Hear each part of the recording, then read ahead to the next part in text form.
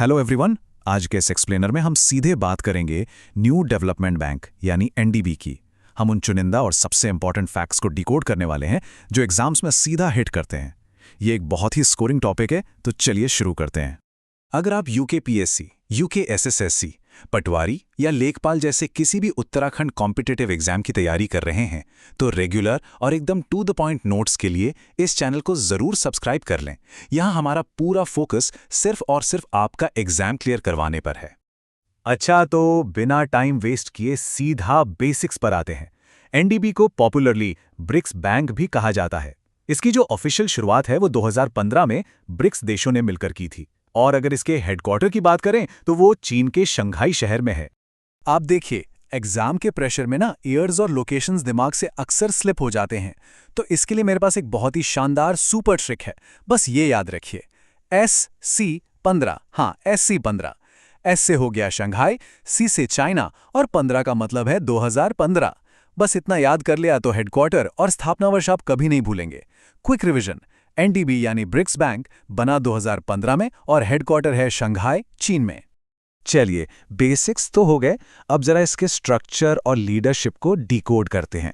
Exams में ये काफ़ी पूछा जाता है कि अभी इसे कौन लीड कर रहा है और इसका जो फाइनेंशियल सेटअप है वो आखिर काम कैसे करता है।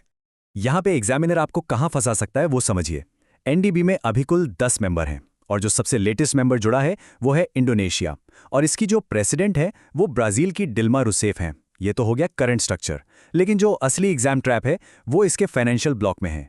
इसकी कुल कैपिटल $100 बिलियन है, लेकिन मजे की बात यह है कि जो 5 फाउंडिंग ब्रिक्स देश हैं उन सबका इसमें बिल्कुल बराबर का हिस्सा है। मतलब भारत और चीन दोनों का इस 100 बिलियन में एकदम इक्वल शेयर है, कोई कम या ज्यादा नहीं। तो याद रखिएगा, 10 सदस्य, नया member Indonesia, president Dilma Rousseff और 100 बिलियन की इक्वल कैपिटल।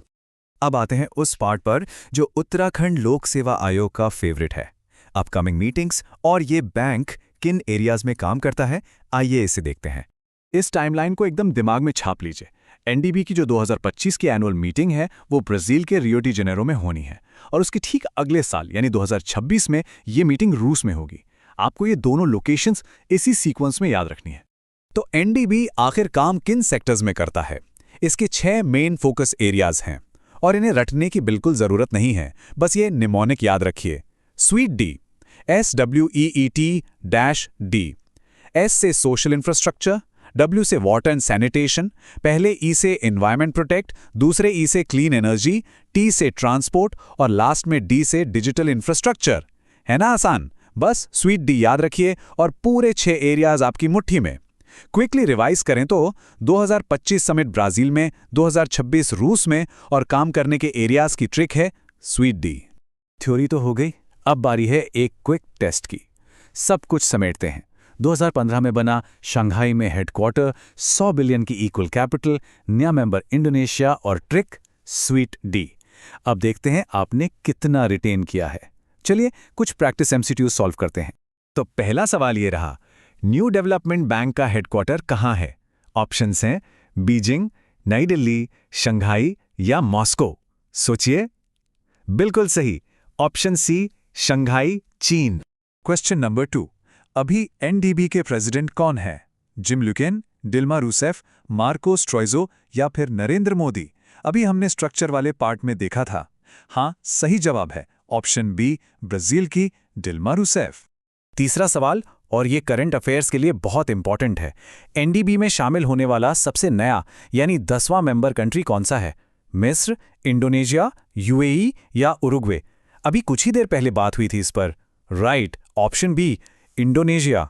और आज के सेशन का आखिरी सवाल, एनडीबी की 2025 की एनुअल मीटिंग कहाँ होगी? रूस, भारत, साउथ अफ्रीका या रियो डी जेनेरो, ब्राजील? एकदम correct, option D, Rio de Janeiro, Brazil. देखिए, इन शॉर्ट नोट्स को अगर आप डेली रिवाइज करेंगे तो आपका स्कोर पक्का है।